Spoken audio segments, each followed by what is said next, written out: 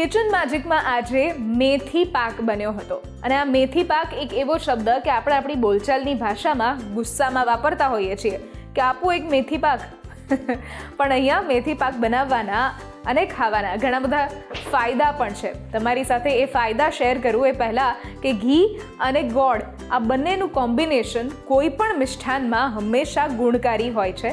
અને સાથે જો વાત કરીએ અહીંયા મસલ્સ અને બોન્સના ઘણી વખત જે દુખાવા અને એના પ્રોબ્લેમ રહેતા હોય છે એ મેથી પાક ખાવાથી તકલીફ નથી રહેતી. તો જ્યારે શિયાળામાં તમે કોઈ પણ પ્રકારનો પાક ખાઓ છો એ વધારે ગુણકારી હોય છે. અને મેથી પાકમાં બધા જ વસાણાનો ઉપયોગ થાય છે, એટલે કે ગંઠોડાનો પાવડર છે કે મેથી પાવડર છે કે પછી ખસખસ છે કે પછી ઘી છે, આ બધાનો ઉપયોગ થાય છે. અને ખાસ વાત કરીએ તો વધારે ગુણકારી ત્યારે હોય છે જ્યારે પ્રસૂતિ પછી એક લેડીને ખવડાવવામાં આવે છે અને ત્યાર પછી એના જે બોડીના જોઈન્ટના કે પછી મસલ્સના પેન હોય અથવા જે નવું લોહી બનવું જોઈએ એ એનાથી બનતું હોય છે.